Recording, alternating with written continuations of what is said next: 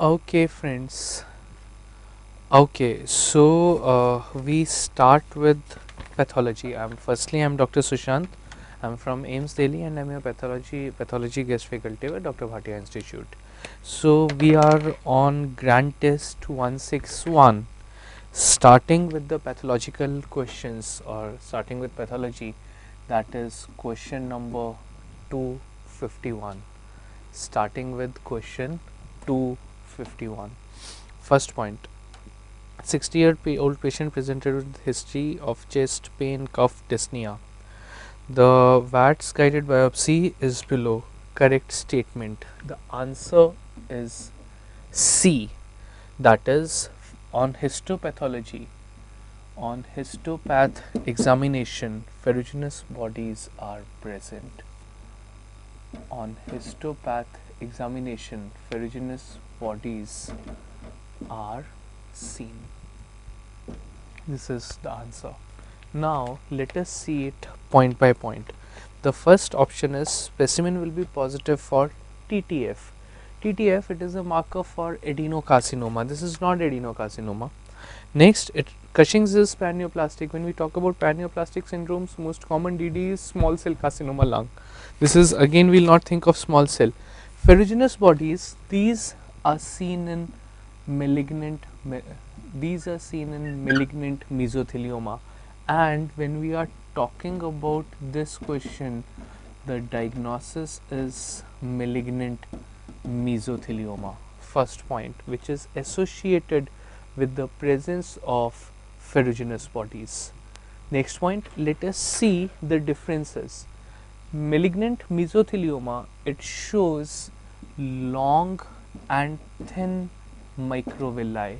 As you can see in the diagram, the microvilli, they are long and thin. First point, this is an indicator that it is malignant mesothelioma with presence of desmosomes and basal lamina. Basal lamina and desmosomes are present. Just 1 second. Basal lamina and desmosomes are present. They are present. Next point. Next, let us see few features associated with malignant mesothelioma. First point, it is typically seen in adults more than 50 years of age. It is seen in adults more than 50 years of age. Guys, just give me 1 second. It is seen in adults more than 50 years. Next point, it is also associated with progressive shortness of breath. It is also associated with progressive shortness of breath. Associated with progressive shortness of breath. This is malignant mesothelioma. Done. Last point, malignant mesothelioma, the cytochemistries. Let me go for this with a separate pen. It is cytokeratin 5 and 6 positive. Malignant mesothelioma, it is cytokeratin 5 and 6 positive, whereas it is TTF negative.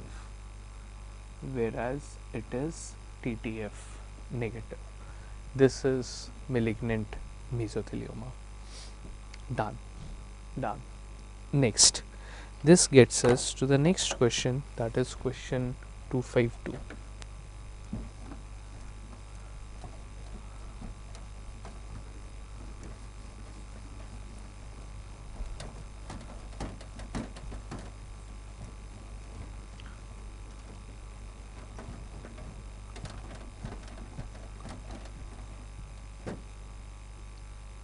Okay, so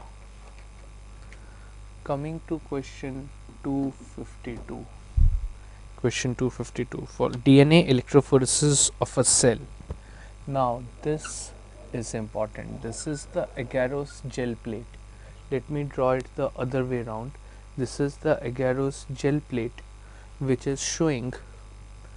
Let this be the point of origin.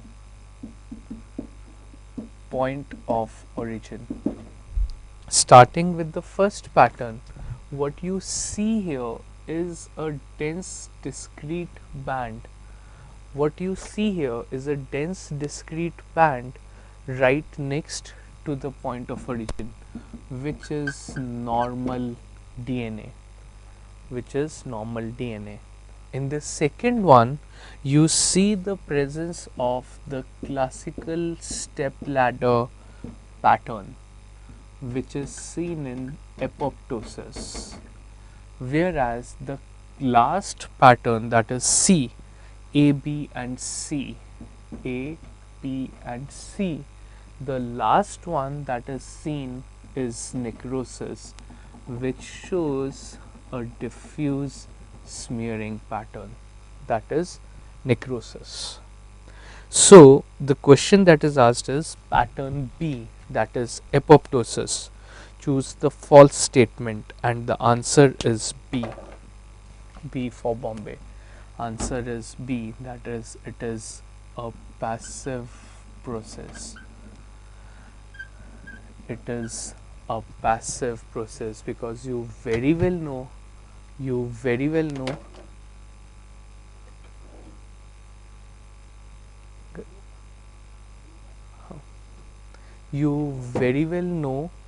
that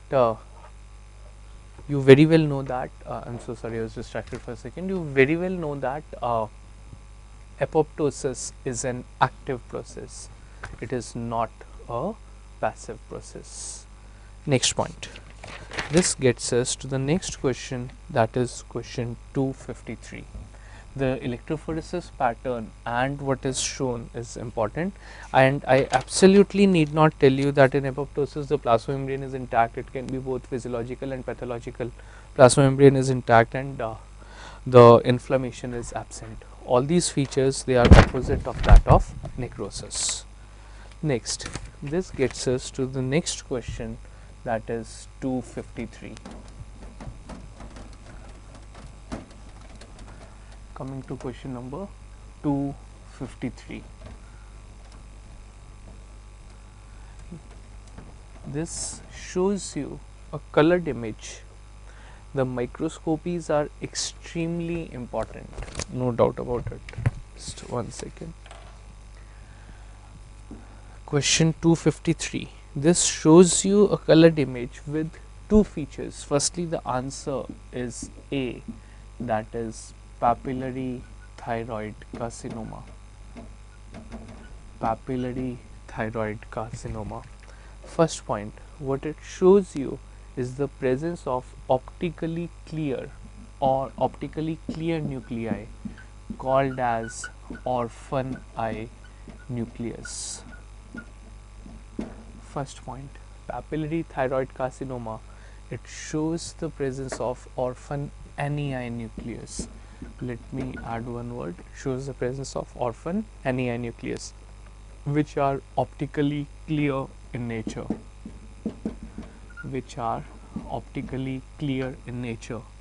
The next microscopic appearance or the next microscopic feature of PTC is the presence of intranuclear. It is the presence of intranuclear pseudo-inclusions. Intranuclear pseudo-inclusions seen in PTC. And the last is the presence of semoma bodies. It is also associated with semoma bodies. Semoma bodies are the calcifications. So what you see in microscopy is the orphan eye nucleus. They are large nucleus, clear with presence of a prominent nucleoli in some of the cells. Orphan eye nucleus with these large blue colored bodies, that is the semoma bodies. This is PTC, papillary thyroid carcinoma. I need not tell you the most characteristic feature or the diagnostic hallmark of PTC is orphan eye nucleus. Next point is, it is also the most common tumor of thyroid. It is the most common tumor of thyroid and the investigation of choice for thyroid lesions is FNAC, fine needle aspiration cytology, FNAC. Done. Next. This gets us to the next question.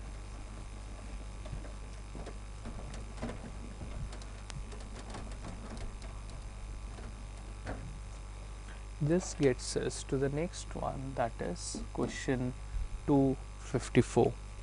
Most probable diagnosis in liver. What you see here is the presence of, grossly it shows the presence of nutmeg liver, and there is, in the microscopy, the hepatocytes are degenerated with hemorrhage. So this is classical feature of CVC liver, that is it's option B, CVC, chronic venous congestion. It is chronic venous congestion or CVC liver, which grossly is showing nutmeg liver,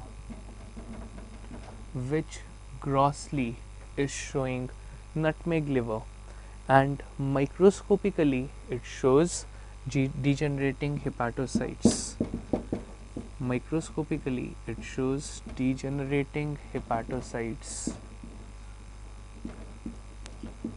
And hemorrhage.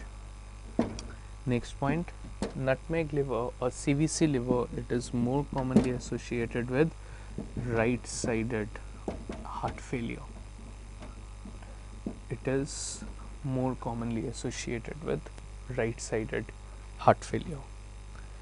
Done.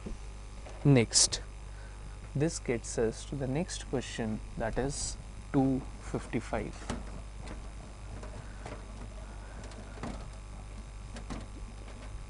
This gets us to the next one, that is question 255. Given as the gross specimen of kidney. Firstly, the answer is D, that is all of the above. First point. Next, let us have a look at what the kidney is showing you. Grossly, it shows you an enlarged kidney. Grossly, what I am able to see is an enlarged kidney with presence of poccilated outer surface. Poccilations matlab these are the poccilations. It shows an enlarged kidney with poccilated outer surface. If I take a cut section of this, what it would show me? On cut section, it would show me cysts which are randomly distributed.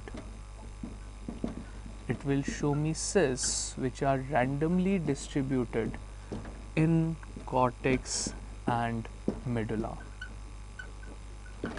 It shows me the presence of cysts which are randomly distributed in cortex and medulla.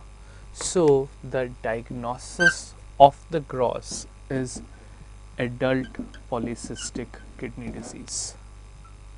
So grossly it is adult PKD.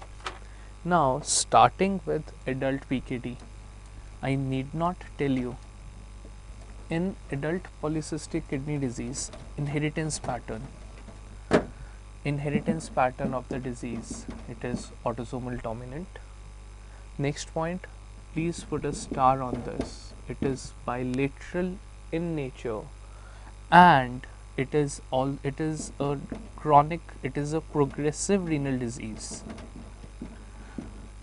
It is a progressive renal disease associated with the development of chronic renal failure in 5th to 6th decade of life. It is a progressive renal disease associated with the development of chronic renal failure in 5th to 6th decade of life. Next point, coming to extrahepatic manifestations. Extrahepatic manifestations of adult PKD. Extrahepatic manifestations of adult PKD. First point, the extrahepatic manifestations are extra-renal manifestations of adult PKD, that is outside the kidney, what all adult PKD affects. First point, easy to remember, kidney, liver, GIT connected. So firstly it is associated with cysts in liver, which is the most common extrarenal manifestation. Next point, it is also associated with cysts in spleen, pancreas and lungs. It is associated with cysts in spleen, pancreas and lungs. Next point, it is associated with berry aneurysms. It is associated with berry aneurysms, which in turn leads to subarachnoid hemorrhage and death of the patient. Berry aneurysms leading to subarachnoid hemorrhage and death. Next, it is also associated with the presence of aortic aneurysms. Next, GIT shows the presence of colonic diverticula. GIT shows the presence of colonic diverticula. So these are the extra-renal manifestations of adult PKD. So simple, the image was adult PKD, it shows hepatic cysts, aortic aneurysms and berry aneurysms. Hence the answer is D, all of the above. Next, this gets us to the next question, that is question 256.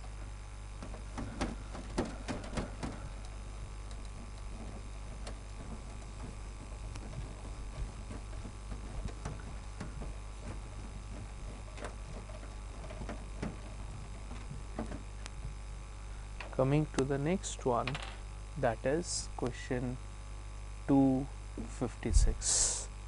The answer is Langerhans cell histiocytosis. Not true. Answer is D, that is enophthalmos. Enophthalmos is present. This is false. Langerhans cell histiocytosis. First point, let us see the points with Langerhans cell histiocytosis. First point, it is seen in children.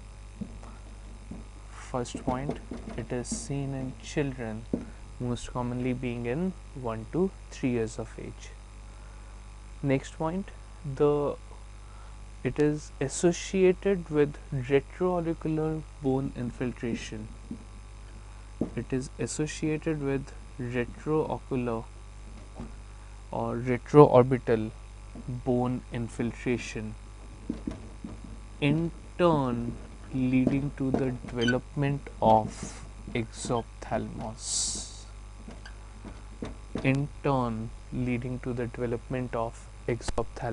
Whereas the question was asking about enophthalmos. So the answer is D, exophthalmos. Next, this gets us to the next question, that is 257.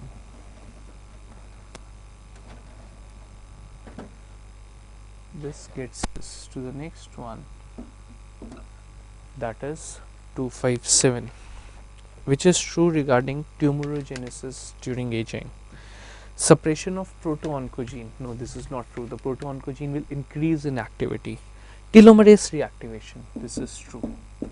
So the answer is P, that is telomerase reactivation. Oncogenesis. It is associated with telomerase reactivation. True. Telomerase inactivation. No.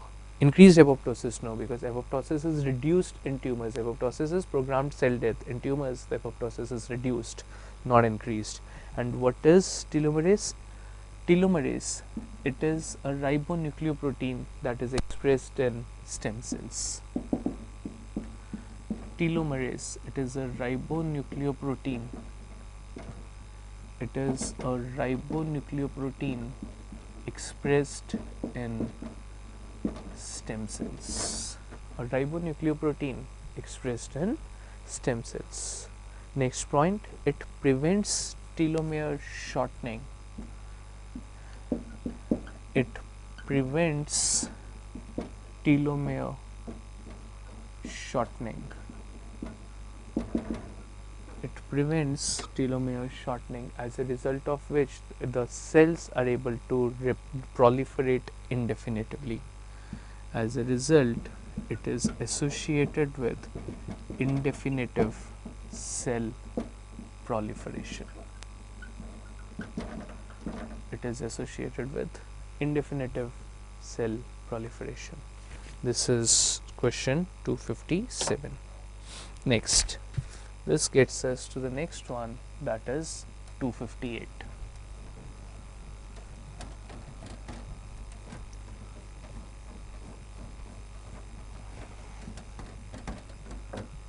This gets us to the next one, that is question 258. 3-year-old child headache, fundoscopy reveals papilledema. Retinal tumor है, cystic tumor, cerebellar tumor है.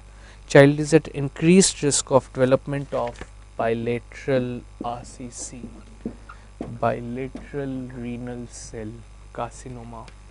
Easy. This is a case of VHL, that is von Hippel-Lindau disease.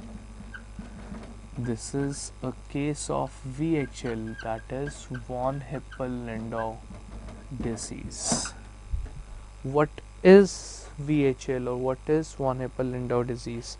It is associated with hemangioblastomas of retina, cerebellum and medulla.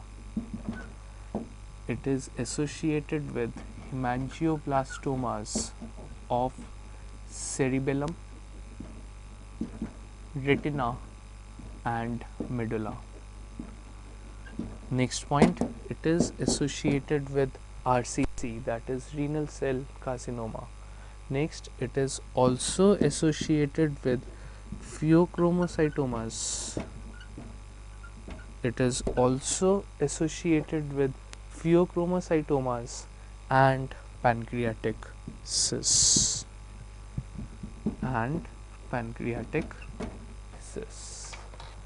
This is VHL. These are the main features. So, diagnosis: VHL, von Hippel-Lindau, cerebellar hemangioblastoma, retinal hemangioblastoma, bilateral RCC. Please keep it as bilateral RCC. This is VHL, von Hippel-Lindau disease. Next, this gets us to the next one, that is 259. Question 259.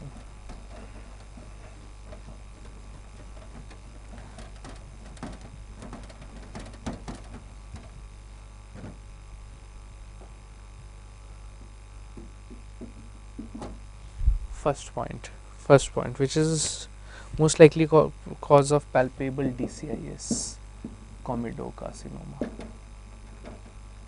Most common cause of palpable DCIS, comedocarcinoma.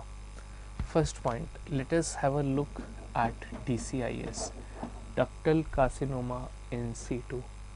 There are two main microscopic types of DCIS, that is comedocarcinoma and non-comedocarcinoma. DCIS, it is of two main types, comedocarcinoma and non-comedocarcinoma. Non-comedocarcinoma, it is of various types, but the two main ones are micropapillary type, and cribriform DCIS. The two main types are micropapillary and cribriform DCIS.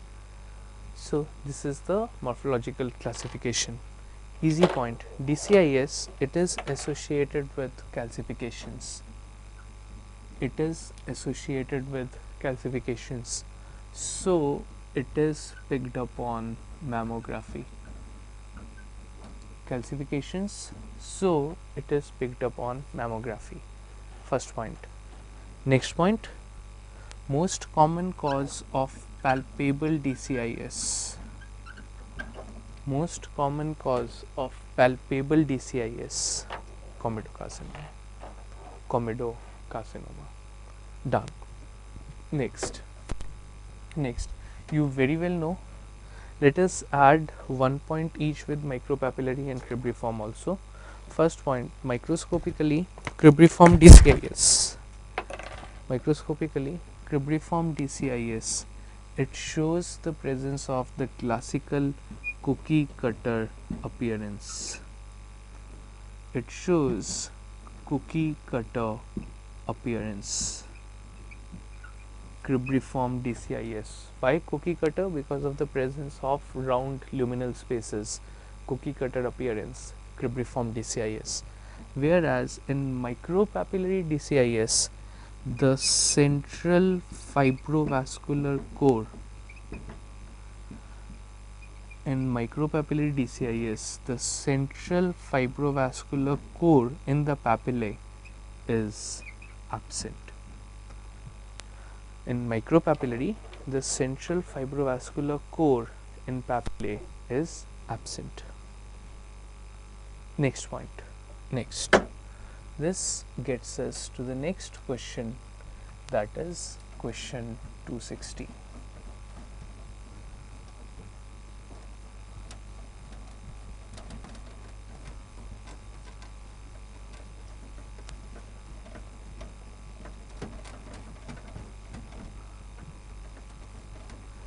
Okay, so coming to question 260. Inherited condition with thrombocytopenia, morphologically abnormal RBCs. Easy. May-Higlin anomaly. Answer is D, that is May-Higlin anomaly. This was sort of obvious. Let us start with the first one, acute idiopathic thrombocytopenia or immune thrombocytopenic purpura. It is associated with thrombocytopenia but not morphologically abnormal RBCs. Bernard-Sollier and Glanzmann's thrombocythemia. Let us write one point with these also. Bernard-Sollier syndrome. This is associated with defect in GP1B9. It is a defect in GP1B. As a result, GP1B is not able to bind to von Willebrand factor. Whereas Glanzmann's thrombocythemia, it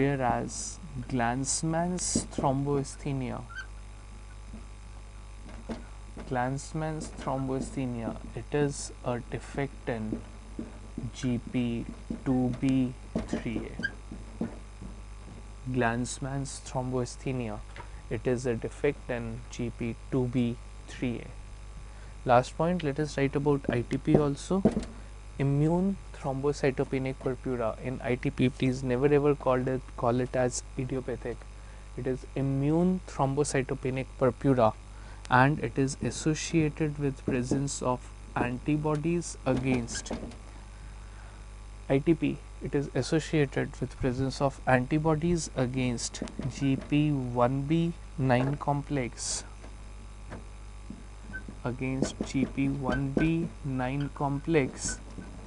and GP2B3A.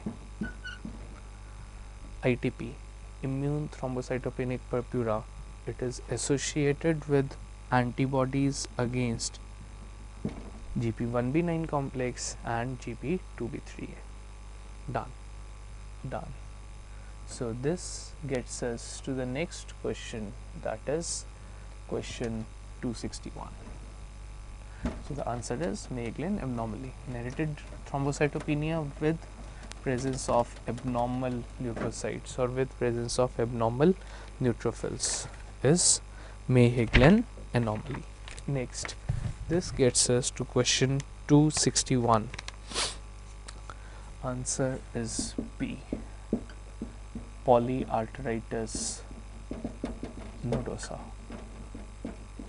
polyarthritis nodosa. Let us see why. 36-year-old man suffering from systemic vasculitis. Biopsy shows fibrinoid necrosis. So the first important feature is the presence of fibrinoid necrosis.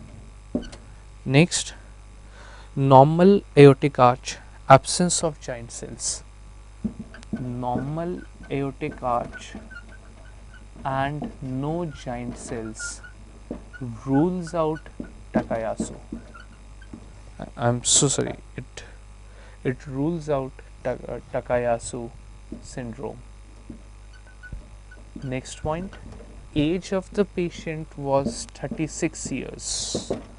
Less than 60 years, it rules out temporal arthritis. It was less than 60 years, 36 years. As a result, it rules out temporal arthritis. Last option was Kawasaki. Kawasaki disease. Kawasaki disease. This is typically seen in children. Kawasaki's. It is typically seen in children with rash, coronary artery involvement, and lymph node.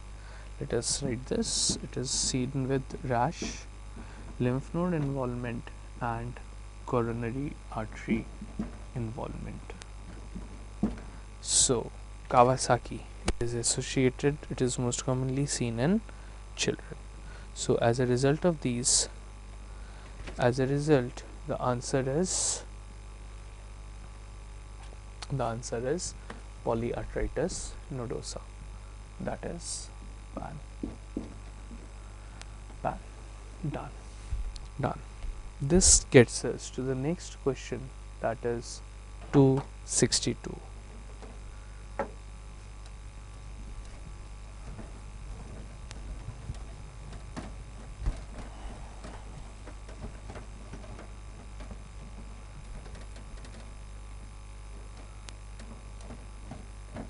This gets us to the next one, that is question 262.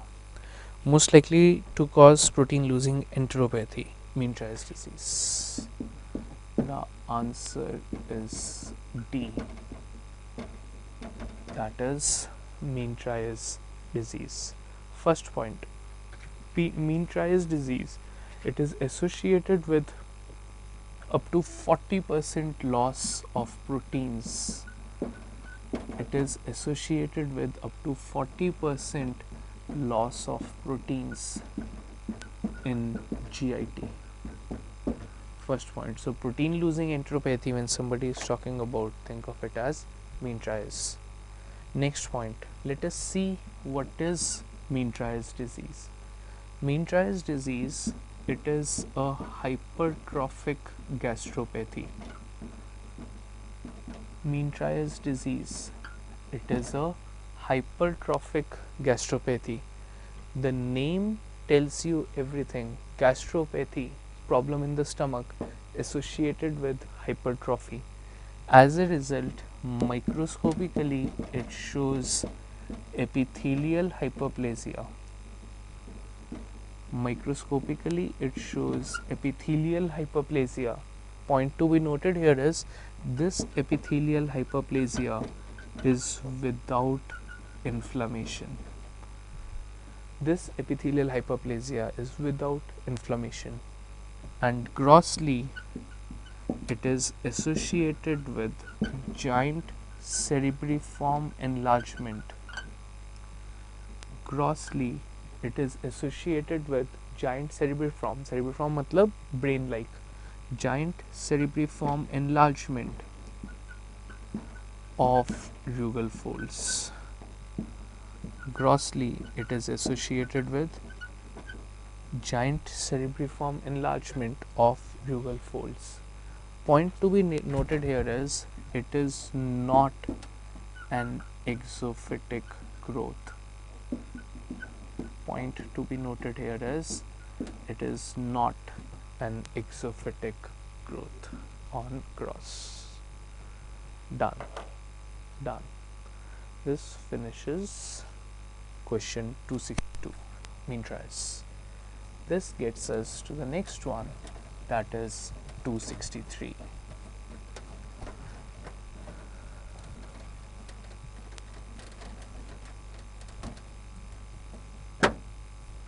This gets us to the next one, that is 263. Which of the following is primary optional? Simple, C3b. Option number B, that is C3b. Easy to remember. This list of opsonization agents has to be remembered. The opsonization agents are C3b. Next, FC fragment of IgG. The opsonization agents are C3b, FC fragment of IgG. Next, fibrinogen. Next, CRP, C-reactive protein, fibrinogen, and mannose. This list of opsonization agents is one. Just give me 1 second. These are the list of opsonization agents which has to be remembered.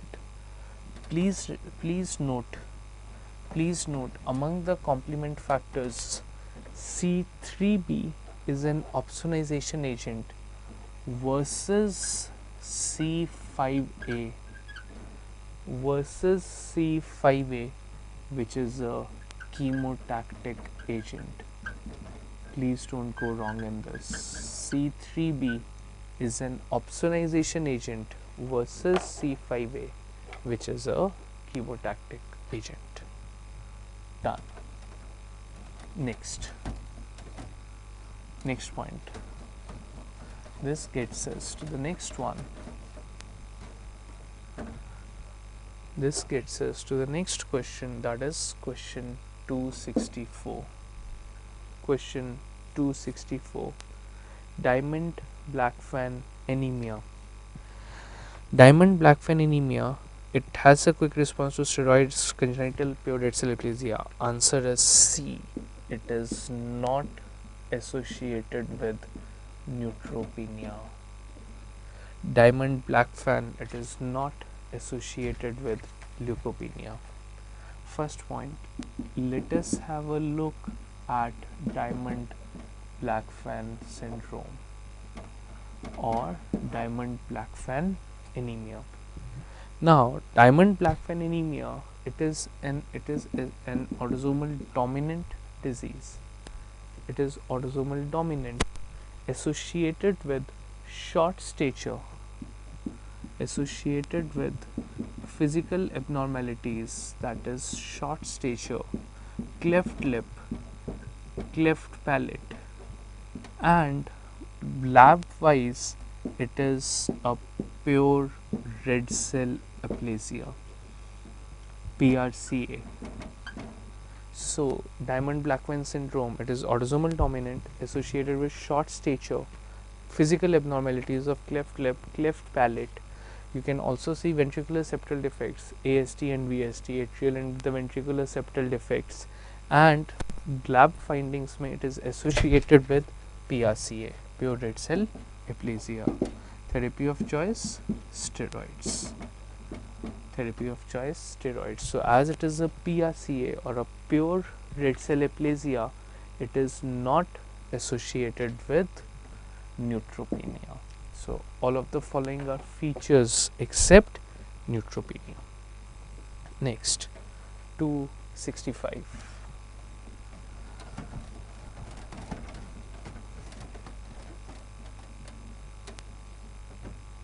This gets us this gets us to the next one, that is 265. We have lap elevated. Answer is B, that is leukomoid reaction.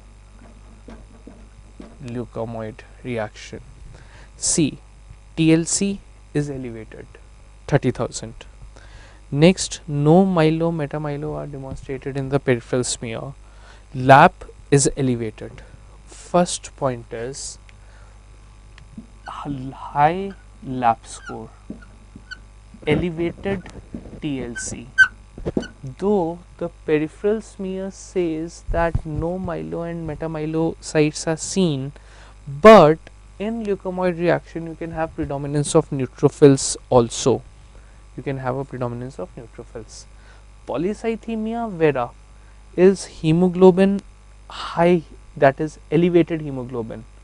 However, here the hemoglobin is low. Whenever you will have a case of PV is a myeloproliferative neoplasm. Whenever myeloproliferative neoplasms of polycythemia vera is talked, the diagnostic criteria is elevated hemoglobin. Here it is low. Next point, angiogenic myelocytic metaplasias or CLL. Guys, we will not even think of CLL. It is not showing mature presence of mature lymphocytes or myelocytic metaplasias or stuff. Not at all. Myelocytic metaplasia is myelofibrosis. For myelofibrosis, you need to have pancytopenia. Here, TLC is elevated.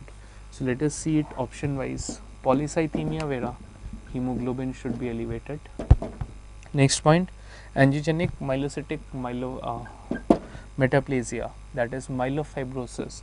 It presents with pancytopenia, whereas here TLC is elevated. And last is CLL. CLL shows the presence of mature appearing lymphocytes. It shows mature appearing lymphocytes in peripheral blood, which are again missing in this. So these are out. Hence the answer is leukemoid reaction. Next, coming to the next one, that is question 266.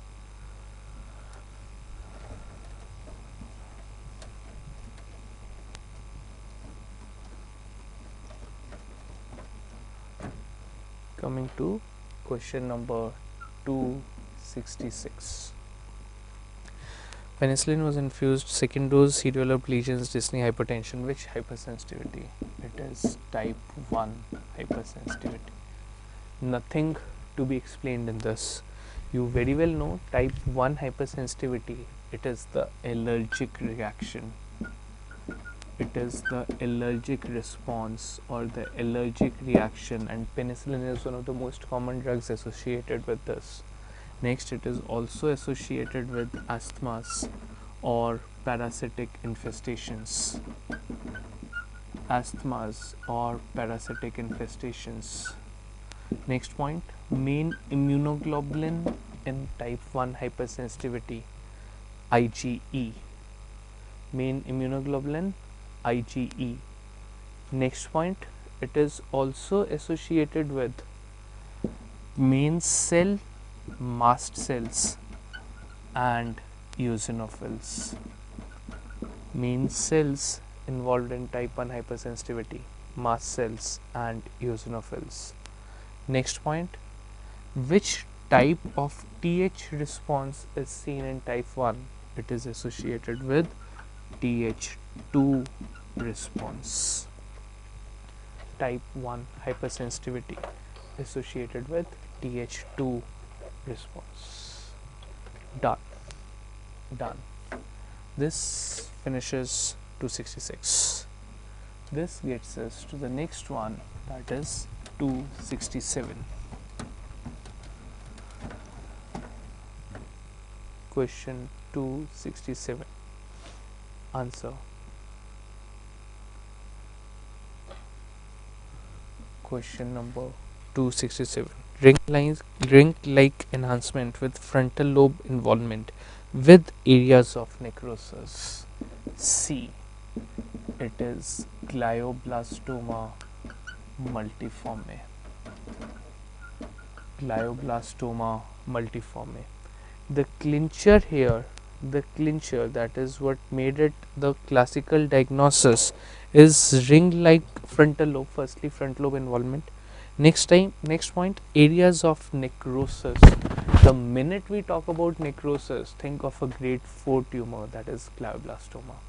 Next, let us have a look at glioblastoma multiforme microscopically. Microscopically, glioblastoma multiforme, it shows the presence of large serpentine areas of necrosis. First point, it shows large serpentine areas of necrosis with peripheral palisading with peripheral palisading of tumor cells. So it shows a large area of necrosis. This would be the large area of necrosis in which the tumor cells, they are present in a palisaded manner. Palisaded matlab they are present stacked on each other. So the first microscopic appearance of glioblastoma multiforme is large serpentine areas of necrosis with peripheral palisading of tumor cells. The next microscopic feature, it is also associated with endocapillary proliferation. It is associated with endocapillary proliferation, and massive endocapillary proliferation is called as glomeruloid body. And massive endocapillary proliferation is called as glomeruloid body. This is glioblastoma multiforme. Next, this gets us to the next one, that is 268.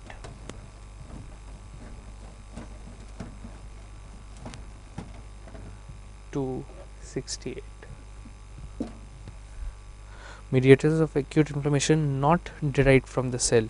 Histamine is derived from cells, mast cells, leukotrienes, arachidonic acid metabolites, cytokines, obviously they are derived from the cells. Answer is C, that is kinins. Kinins, these are the plasma mediators. So I can safely divide the chemical mediators. I can divide the chemical mediators of inflammation into cell-derived. I can divide them into cell-derived mediators and those derived from plasma. So cell-derived or plasma-derived. The cell-derived are firstly starting with vasoactive amines. Vasoactive amines, the most important of which is histamine. So histamine is cell derived, others are serotonin and neuropeptides. The next is arachidonic acid metabolites. The next set of cell derived mediators is arachidonic acid metabolites. You very well know the 4 pathways. Next is platelet activating factor.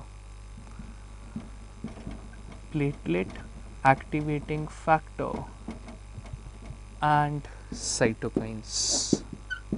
That is all the interleukins, interferon gamma, TNF alpha, all these are cell derived, whereas the kinin systems, the plasma derived, they are the kinin systems, clotting systems and complement systems. The kinins, the complement systems,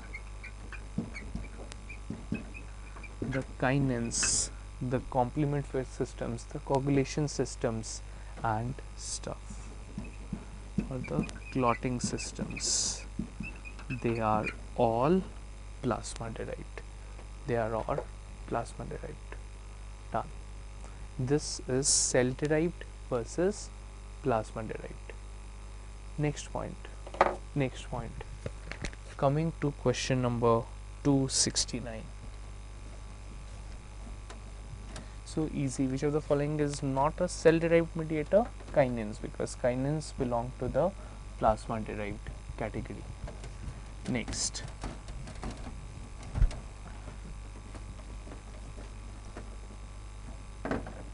Coming to question number 269.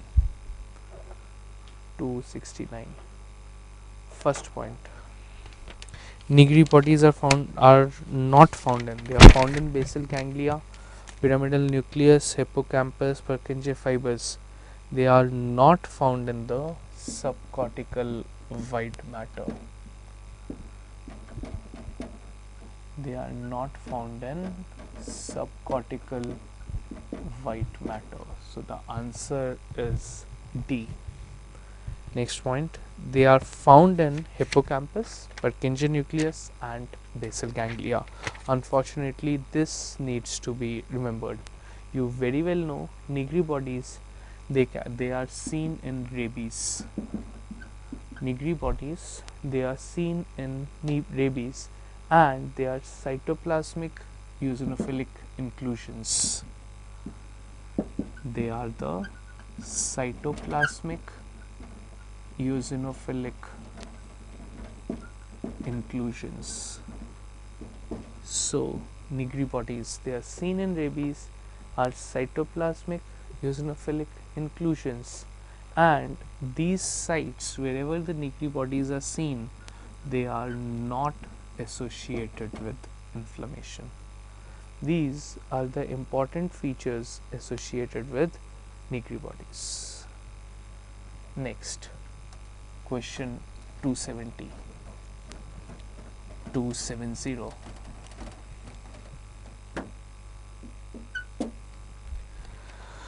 True statement regarding pneumocystis jirovecii.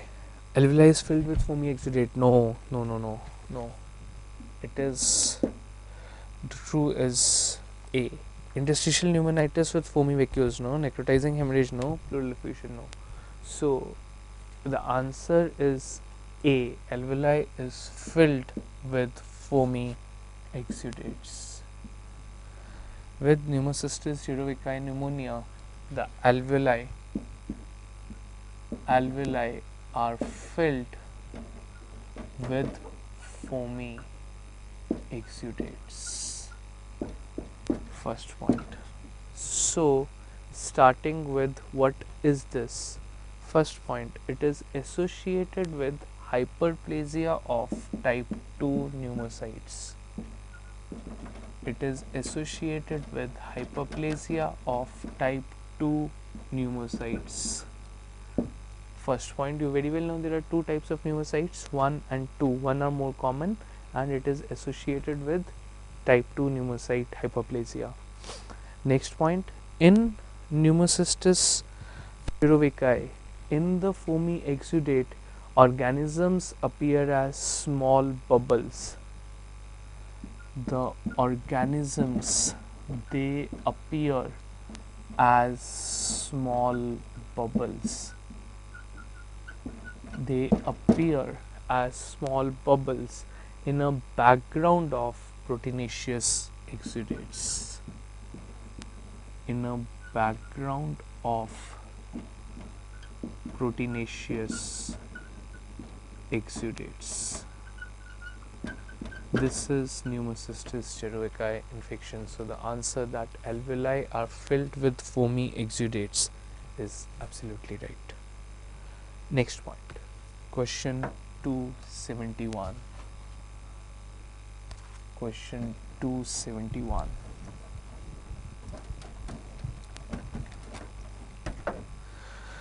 Most severe HS. Answer is B. Alpha spectrum. I need not even tell you hereditary spherocytosis, autosomal dominant disease. Most common defect is defect in enkydin, whereas most severe is the defect in alpha spectrum. The investigation of choice is osmotic fragility testing. Let me repeat. Hereditary spherocytosis, autosomal dominant, it is an RBC membrane defect, we write it as capital HS, autosomal dominant. Most common defect is the defect in the smaller protein, that is enkydin, whereas most severe is alpha spectrum. Investigation of choice, osmotic fragility testing, in which HS shows a shift to right. In which HS, hereditary spherocytosis, it shows a shift to right. Done. This is hereditary spherocytosis. Next, this gets us to the next question, that is 272. Question 272. All are platelet aggregators except prostaglandin T2. Except prostaglandin T2. See, ADP, it is a platelet aggregator, so is thromboxanes and steroids. The name tells you thromboxane, thrombus formation, so increases platelet aggregation and causes vasoconstriction, whereas PGD2 does not. Next, nothing to be explained in this. Next, question 273. Surface protein not present in RBC. Nibulin. A. Nibulin. So, before I go further, let us have a look at RBC membrane structure. Let us have a look at RBC membrane structure. See, RBC membrane, the other three options are ankyrin, spectrin, glycophorin. So, let us have a look at this. RBC membrane, it has an alpha spectrin and beta spectrin present as a dimer. It has an alpha spectrin and beta spectrin present as a dimer. This dimer at the head end combines with another dimer of alpha beta spectrin to form a tetramer. Dimer tetramer. Tail of spectrin is bound to actin. Tail of spectrin is bound to actin. Complex of ankyrin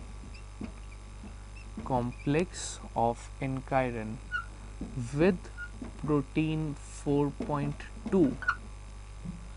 Complex of ankyrin with protein 4.2 connects spectrin to band 3. Connects spectrin to band 3. And what is band 3? It is the transmembrane anion transporter. Band 3, it is the transmembrane anion transporter.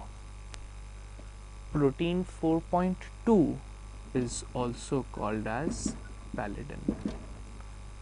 Protein 4.2 is also called as pallidin. Plain and simple. This is the normal RBC membrane structure. Alpha beta spectrin dimer, head end tetramer, tail of spectrin actin. Complex of ankyrin with protein 4.2 connects spectrin to band 3. Band 3 is the transmembrane anion transporter. So all of these are present, whereas nibulin is not. Nibulin is seen in skeletal muscle. Nibulin, it is a protein which is bound to actin and it is seen in the thin filament of skeletal muscle. Next, this gets us to the next question, that is question 274. 274. First point, IHC of lung adenocarcinoma, TTF, thyroid transcription factor. A, TTF. I'll write the full form also, that is thyroid transcription factor. So, easy to remember. IHC, lung adenocarcinomas, TTF, thyroid transcription factor. And you very well know, let us see 1-2 points. Most common lung tumor in India is squamous cell carcinoma. Squamous cell carcinoma, whereas in West is adenocarcinoma. Most common lung tumor, India squamous, West adeno. Strongest association with smoking, small cell. Strongest association with smoking, small cell carcinoma, followed by squamous cell carcinoma, followed by squamous cell. So I can safely say females and non-smokers adenocarcinoma. So I can safely say females and non-smokers adenocarcinoma. Done. Next. This gets us to the last question in pathology, that is question 275.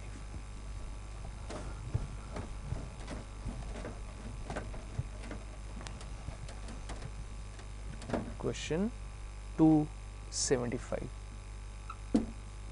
First point. Mesangial cell contraction is brought about by PAF, platelet activating factor. It is brought about by PAF, which stands for platelet activating factor.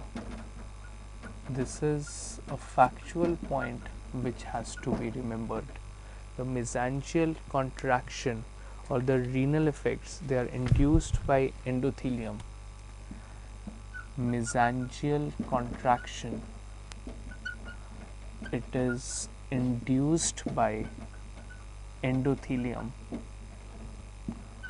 It is induced by endothelium and it is mediated by platelet activating factor. And it is mediated by platelet activating factor. Done. So this finishes your pathology questions with respect to grand test 165. Bestest of luck, friends, for the upcoming NEET exam. Concentrate on the images, they are the make or break factor. Done. And any queries whatsoever, you can simply mail them to me at Sushant S. Soni. You can mail your queries to me at sushantessoni@gmail.com. I've written it in capitals because my writing is really bad. In Gmail, it does not matter whether you write it in small or capitals. Done. Thank you and take care.